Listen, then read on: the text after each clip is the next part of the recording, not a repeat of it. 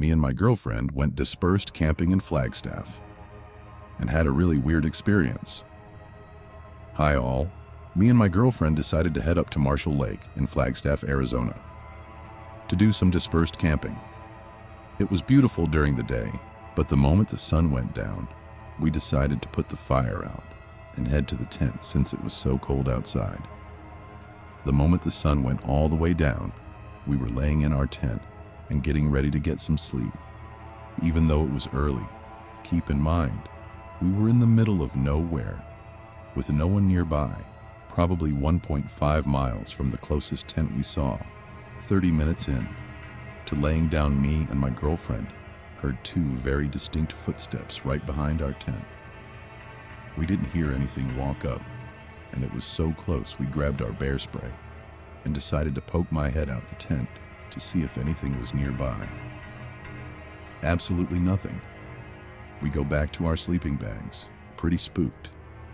And then, 15 minutes later, we heard it again, and we decided we didn't feel safe and left.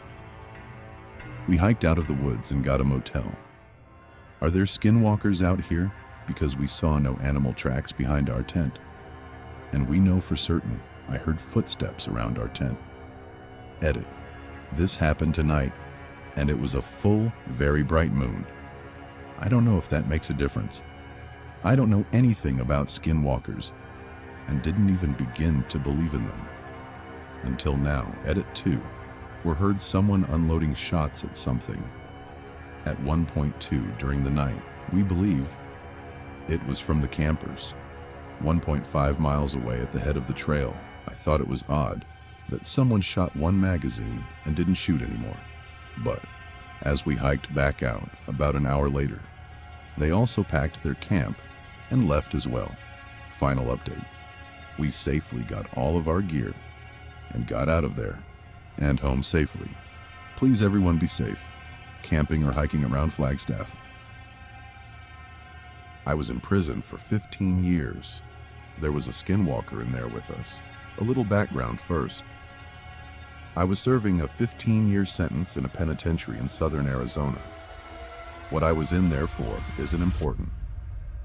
During my stay there were countless things that happened that no one could explain, and even more that no one wanted to know more about. It all started with a prison legend. Supposedly, years ago, something awful and unexplainable happened in the prison. Every morning, we'd be woken up and expected to stand near the front of our cells while guards visually confirmed we were present and accounted for. Apparently, about a year before I got sent there, the most brutal and unexplainable thing happened during one of these routines. A man who had a cell to himself looked very off during this check. When a guard pulled over another guard to help him check it out, they found it wasn't actually the prisoner they were expecting at all. It was a totally different man. This man was wearing the skin of the other man over him.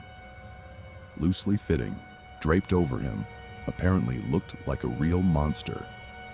The scariest things were, though, was the guy wearing the skin was not an inmate. They had no idea how he even got into prison, let alone a cell. What's worse is that they couldn't even figure out who the hell he was. He wasn't documented anywhere. And what's worse than that, they never even found the body of the man of the skin he was wearing. Pretty grisly stuff, I know. And I realize that's not the go-to definition of a skinwalker, but that's what the prison called him. The skinwalker. Didn't help that the guy never talked, apparently. Anyway, that's what started the whole skinwalker superstition around the yard. Apparently the guy got shipped to a different spot about a month after it happened, and just about everyone in Gen Pop felt all the better for it. I heard about the story on the second day of my stay. Hell of a story to hear to place in your home for the foreseeable future. Now onto the real shit, though. Sure, that guy was the skinwalker, but all he did in the long run was get an old lifer Navajo inmate to tell everyone about actual skinwalkers. It seemed like a lot of the prison culture actually revolved around them. Now, apparently, Skinwalkers are tricky to point out on the spot, but if you manage to survive around one for more than a minute or two, almost everyone can tell the mannerisms are all off. They can mimic human speech, but not replicate it. They twitch manically. They have an unnatural gait while walking. But apparently, they got better with experience. The old Navajo guy, his name was Carl, said that he was sure there was an actual one among the prisoners, slowly picking us off over the years. He called it the Grandmaster Skinwalker at one point. Apparently, he thought it had human mannerisms down so well that you might not even be able to tell if it was your cellmate for a day or two. It had to be good, he posited one night. He would expect a skinwalker to jump at any opportunity for a kill. But this one realized it had a revolving door of people to kill coming to it, and masterfully bided its time, as Carl thought, for years. A lot of guys found humor in it. A lot more were really on edge about it. Every once in a while in prison, people snap. Sometimes you'll find your cellmate swinging in front of your bunk, strung up around the neck by his pant leg. Sometimes you just can't take it anymore. But in our yard, people tended to snap in a very special way. It wouldn't be an outburst at dinner, or a silent suicide in the night. Guys would just stop talking, hunch over, and shuffle around.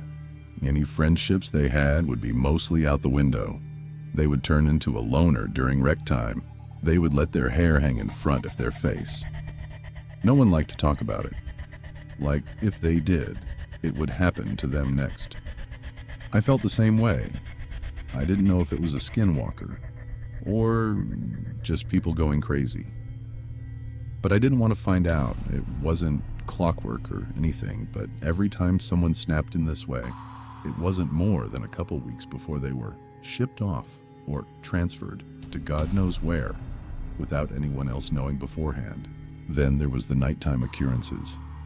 Short, loud bursts of sound echoed through my cell block during all hours of the night on a regular basis. It sounded like a mix between a pig's dying squeals and nails on a chalkboard. Just another thing no one liked to talk about. Even scarier were the shadows and footsteps. The block was dimly illuminated in the night by a few lights hanging from the ceiling outside the cells. I myself saw shadows flit across my walls on a regular occasion, when there were definitely no guards near my cell. One time, near the end of my sentence, I woke up, looked at my back wall, and found a perfect silhouette of a person standing there. But when I looked, my bunkmate was asleep, and no one was outside my cell. And the footsteps. Everyone hated the fucking footsteps. They were the scariest part. In the night sometimes, more rarely than the shadows, you would hear ungodly fast footsteps. They sounded like wet feet slapping on tile floor. Whatever caused them would fly from one end of the block to the other in a dead sprint. Whatever it was inhumanely fast. If you happened to be awake before it started, by the time you heard the footsteps on one side of your cell and whipped your head around to see the thing run by, it sounded like it was 3 cells past you. Everyone hated the footsteps. I agreed, and I thought they were the worst. I was released from that place about a month ago, and I have more stories than I can count. I swear it was nearly my turn. About a week before I was discharged, my cellmate and a good friend of mine snapped. In the same kind of way, I didn't sleep for an entire week. Well, I did sleep, of course, but never for more than a few minutes at a time. Never turned my back on the guy. The scariest thing, I woke up one night to him somehow snaking his body through the bars of our cell. For reference, I couldn't get anything past my shoulder through them. The worst part, though, he was coming back into our cell. On the day of my release, I didn't say a word to him, just left. He seemed fine with it, so was I. I had made it through 15 years of prison fights, gang disputes, and for all I know, skinwalker abductions.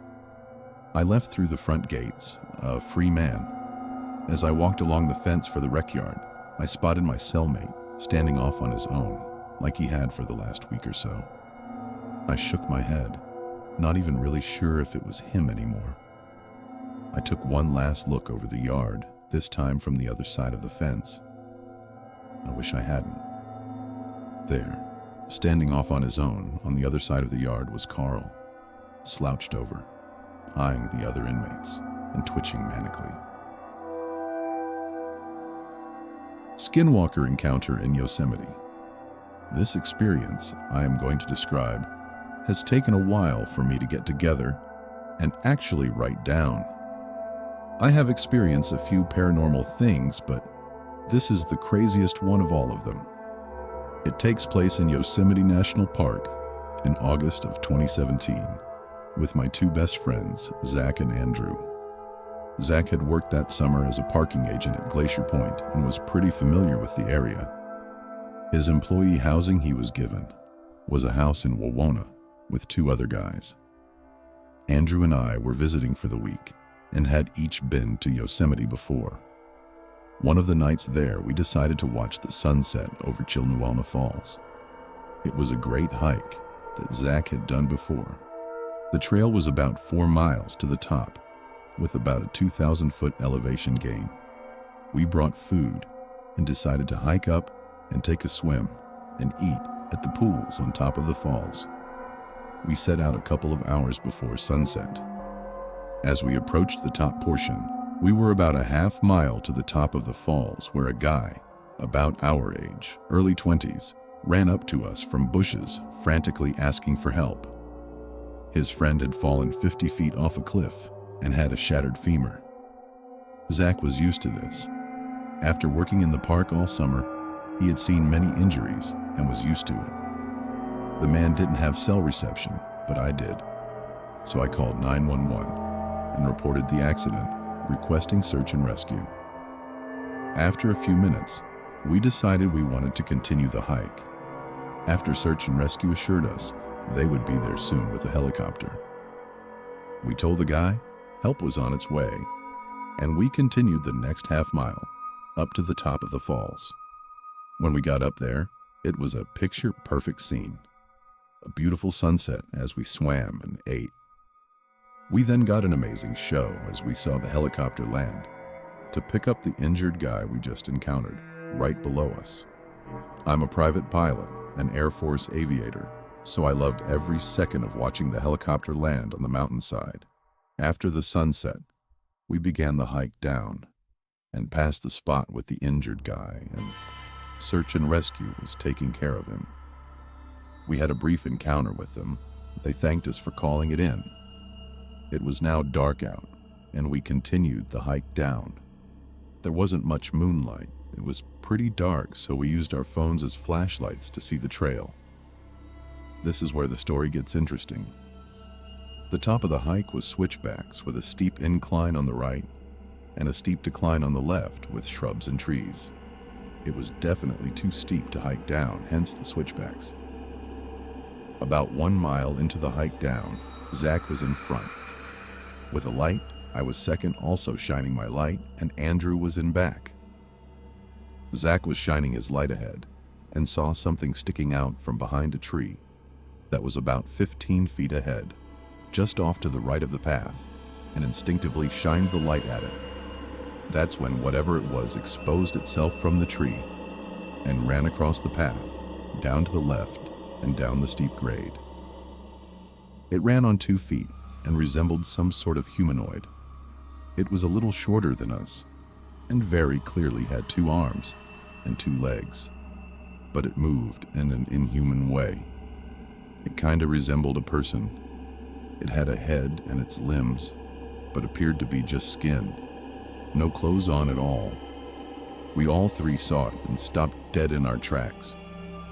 We continued shining the light to where it ran, down the left side of the mountain, but didn't see anything after it ran down. We were absolutely terrified, none of us really knowing what to say because we had no idea what we saw.